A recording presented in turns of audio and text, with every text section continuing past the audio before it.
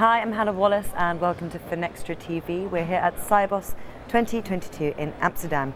With me now in the studio to discuss payment processing is Jacob Aruldhas from ECS Fin. Jacob, thank you very much for joining us in the studio. Thank you for having me here. Hello. Really good to have you in the studio, and I'm interested to hear, it's day 4, some of the conversations you're having over Sibos, and what are some of those big changes you're seeing within the payments industry in particular? We'll start there. Okay, I think the changes are happening probably from various angles. From a customer point of view, new methods and new types of, we would call it use cases happening that the industry is trying to accommodate. And from a regulatory point of view, there are some difficulties banks, even traditional banks, are facing from a regulatory point of view in terms of sanctions put on them, suddenly interrupting their business, and now they are afraid to be in certain region or dealing with certain customers. Mm-hmm. And all that is opening opportunities for a new type of companies to come into the picture, like even without a banking license, mm-hmm. trying to be in that space and maybe doing a lot of things that a bank would typically wouldn't want to do quickly because of regulatory things, and maybe because of some delays in catching up with technology aspects as well. Mm-hmm, mm-hmm. And from another point of view, probably there are changes in the technological aspects also, in the way processing is being done. With the introduction of microservices and ability to isolate processing without having to be tightly coupled, all those is addressing this from various angles, I would say. Mm-hmm, mm-hmm. So you've highlighted some of the challenges there already. So focusing on the payment processing side of things, what are you hearing from your clients and the banks in terms of challenges around that? Maybe because a lot of applications were built around departments. I would say there must have been a period of time when we had good engineers and automation team automating what we see rather than what the bank is trying to accomplish. Mm-hmm.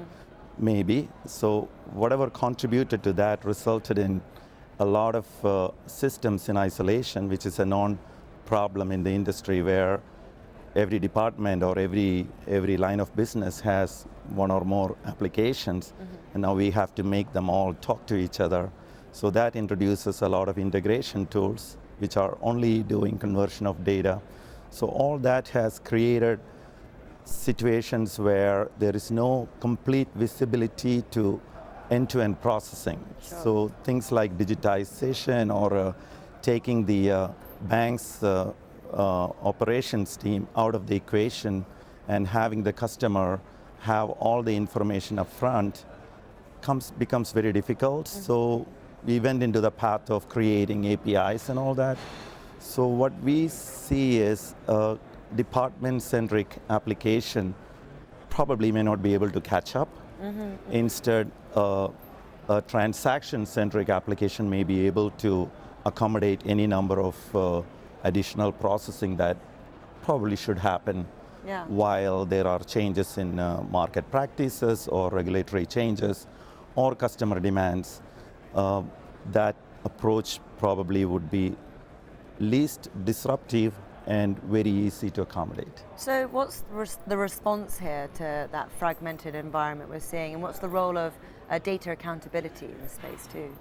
So when you have data moving from one application to another application and having to go through, we call it a fragile integration service, there are so much involvement of the technology department to ensure that this data is moving in a timely manner, plus it is also being stored, so the accountability is also fragmented. Every system is keeping some amount of data or some stage of the transaction, rather than one service being responsible for end-to-end processing of each transaction. Mm-hmm. So that itself generates a lot of, we call it like an unplanned city, kind of, rather than a planned city situation where data can get lost and operations team may not know where the money is at any point of time. because a confirmation may not have reached where it's supposed to reach. Maybe it's being processed in a different system and has to be reconciled later. All those has created so many applications. And I would say maybe that is one of the reasons why there is a interest to move, one of the reasons for an interest to move to cloud, because then you are not dealing with so many systems and all that. Why not take our own existing technology department, make it lean and efficient, and be self-sufficient, and make it into a profit center. So that's really interesting, Jacob. And now I'd really like to hear about what ECS Fin is doing in this space and where you see it going. Okay. So I believe what we are doing is an aspect of engineering called process optimization. We are trying to take a step back from the way industry is looking at message administration and transaction processing. And instead of looking at what every department is trying to accomplish, we are looking at what the transaction should look like, how it can be initiated, what are the touch points, and what are the parties that it will connect with. And all looking at the big picture, we are able to provide platforms that are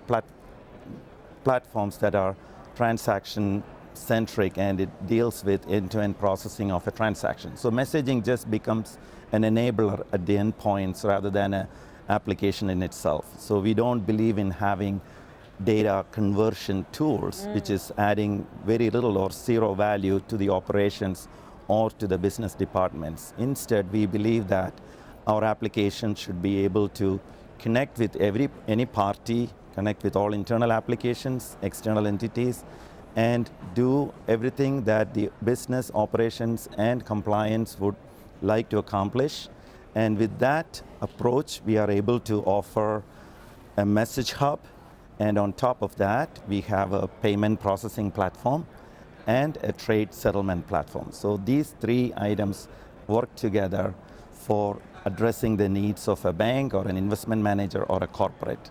And the byproduct of this concept is things like treasury, applications, data governance, reporting.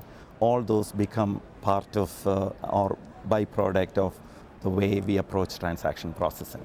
It's a really interesting angle to hear about. And Jacob, thank you so much for sharing your insights today. It's been really interesting. But I'll let you get back to the event. But thanks again. Thank you for having me here. It was wonderful. Okay.